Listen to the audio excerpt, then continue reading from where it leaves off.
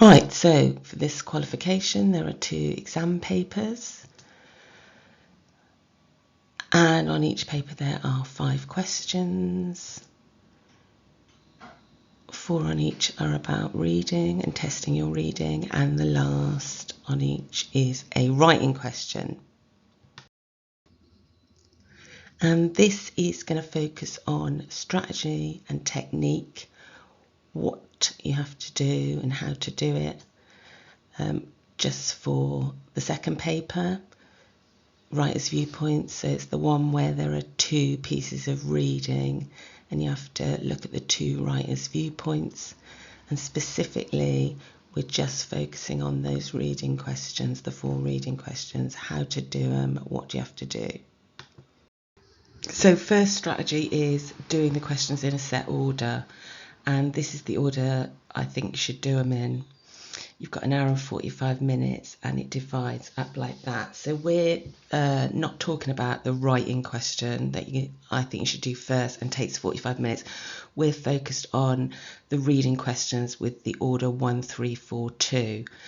And that's how the marks go. So that's the first bit of strategy. Do them in that order. So let's have a look at the cover and see who these 2 writers are. And if we can work out anything at all about what their viewpoint is. So nothing of much interest there, touching the void, that's confusing, but we can see that the writer's called Joe and he wrote it in 1988, and we can see the other one is by someone called Gertrude Bell in 1899, so that's going to be the old one. So next key bit of strategy is to read the boxes, and I could tell when people don't read the boxes, particularly on this source A, where people didn't read the second bit and they didn't realise that the guy had broken his leg and that Simon was trying to help him.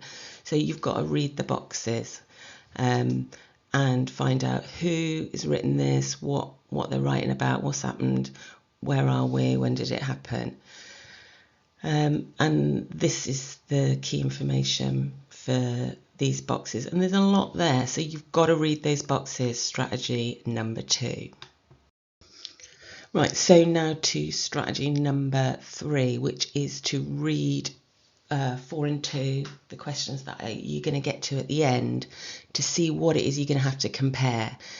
And part of that is having the technique to know which bit of the question you're looking for. So this is what I'm interested in. How are these 2 people having different adventures in the mountains?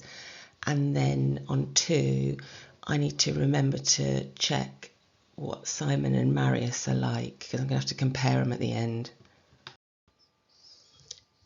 So you start with question 1, and it is not always easy. You've got 8 statements, only 4 are true, and the statements tend to follow the order of the text. So A will be right at the beginning and H will be at the end. But it's not straightforward, like even that one, what's a coal? Who knows? So here's where the kind of hard work starts. It's question 3. And focusing on how does he describe how he feels, how they're using language to describe how he feels. So you get a set piece of text and you've got to find some quotes or evidence to show how he feels, and you don't have to look very far. Here's 2. So you found some quotes that show how he feels. What are you going to do with them? Well, of course you're going to use the method. And the method is point, say what it's like, say how he feels, quote, and then talk about the language. So here's a couple of the quotes in that structure. So what you're going to say: he feels like he's going to pass out, overwhelmed by pain, quote. And then that bit in red, word, that's where if you can use some terminology. So you might say the image of the wave shows how overwhelming it was. It was like being swept out to sea.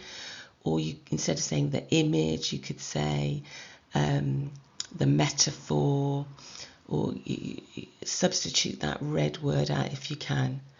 So again, second one, the terrible sliding stopped.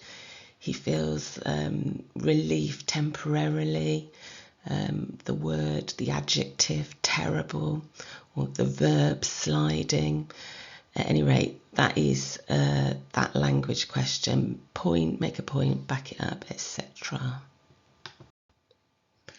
Okay, so you've done 1, you've done 3, you're on the home straight, you've got 4 and 2 left, so let's talk about 4. At this point, source A, you've pretty much read the whole thing, or enough to start the compare question. So remembering from when we looked at it before, what we're comparing, Adventures in the Mountain, well, we've already got a good idea of Simon's adventure. We know his adventure is a bit of a nightmare. We've got a point we can make. You know, he's having a really bad time. He's in massive danger. So we know something about it, and we're going to get ready to present that by looking at the second text. So here's the second text, and can't stress enough, you don't have to read the whole thing. As soon as you've got something to say, you can start making it. And in here, basically, you find out pretty quick that her adventure, unlike Simon's, is pretty good. So we can get on with writing a point and getting some marks. So let's see it all put together. You make a point about A, he's having a terrible adventure, and then move to hers. Hers is pretty good.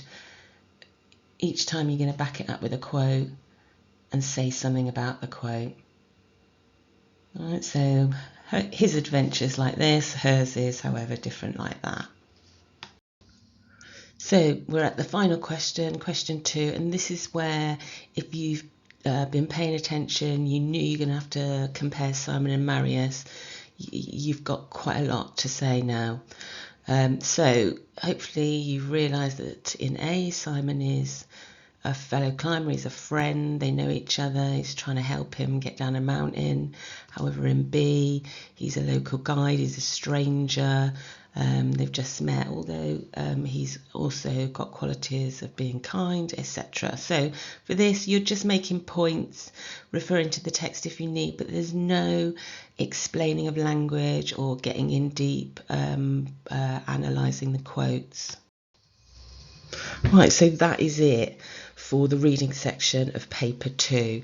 In summary, what do we know now about strategy?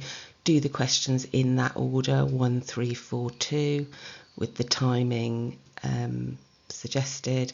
Read those boxes, find out who the 2 writers are. Look ahead at what question 4 and 2 are going to be, what you're going to have to compare. And use that PEE method. Finally, get to that 8 mark summary question just 10 minutes before the end, and then you're done.